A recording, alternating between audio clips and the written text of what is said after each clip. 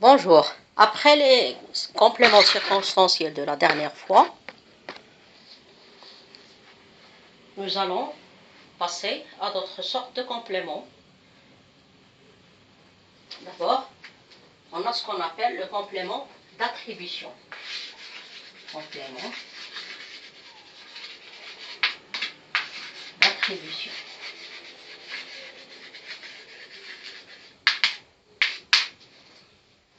Le complément d'attribution, ou ce qu'on appelle aussi le complément d'objet secondaire.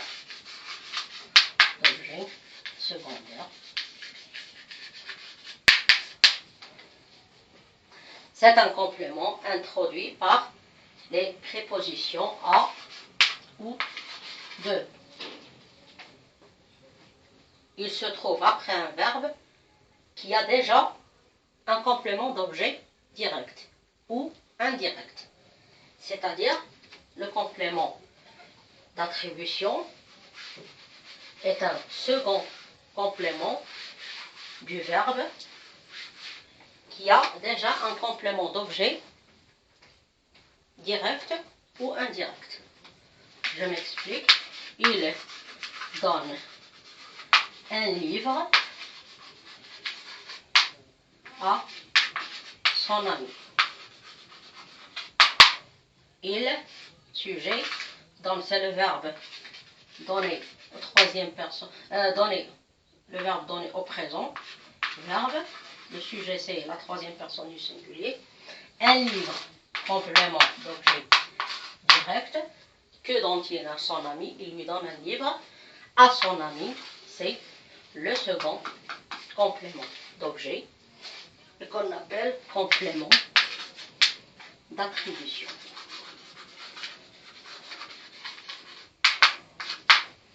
Il donne un livre à son ami. Ça peut être aussi un complément d'objet indirect. Le premier complément utilisé avant le complément d'attribution. Disons, par exemple, grand-mère raconte à ses enfants, à ses petits-enfants,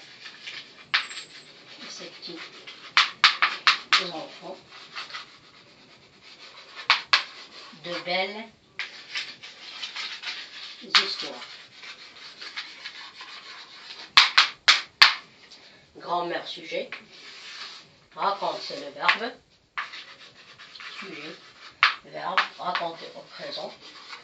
À ses petits-enfants, c'est le complément d'objet indirect. À ses enfants, on reconnaît la préposition à, utilisée toujours avant un complément d'objet indirect. De, c'est de belles histoires. Il y a la préposition de avant le second complément. Et c'est ce qu'on appelle complément d'attribution. On a dit, il est toujours utilisé après à ou de. Grand-mère raconte à ses petits-enfants de belles histoires. On constate bien que le complément d'attribution est utilisé après un premier complément d'objet. C'est-à-dire, il se trouve toujours en deuxième position.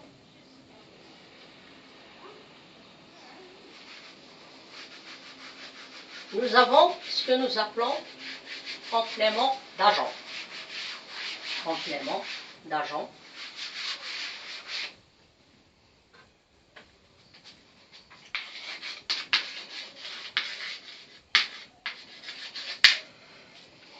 Le complément d'agent est un complément du verbe passif, introduit par les prépositions par ou de. Ce sont les prépositions utilisées avec le complément d'agent et représentant ce complément d'agent, il représente le sujet de la phrase active correspondante. Je m'explique.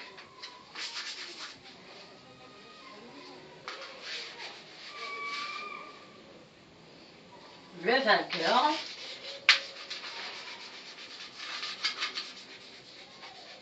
est acclamé par la foule. Le vainqueur, sujet, est acclamé, passé composé. C'est le verbe acclamer au passé composé. Verbe. Par la foule, c'est le complément d'agent. C'est la forme passive. Le vainqueur est acclamé par la foule. On va prendre la forme active, oui, la voix active de cette phrase. Qu'est-ce qu'on va avoir? La foule acclame le vainqueur. Qu'est-ce qu'on constate? On constate bien que la foule, complément d'agent, devient sujet.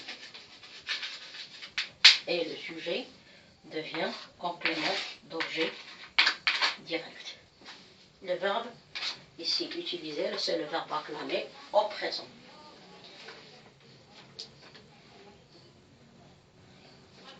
C'est la première phrase. Il s'agit de la voix passive. Dans la deuxième phrase, il s'agit de la voix active. Autre exemple,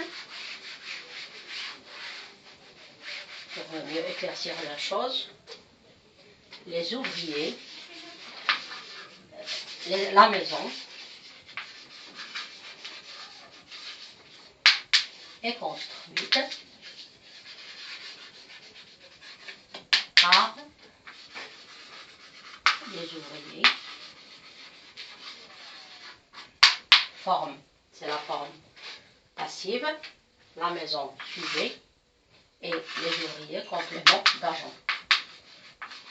Dans la voix active, nous allons voir les ouvriers construisent, les ouvriers construisent la maison. Le sujet devient complément d'objet direct et le complément d'agent devient sujet.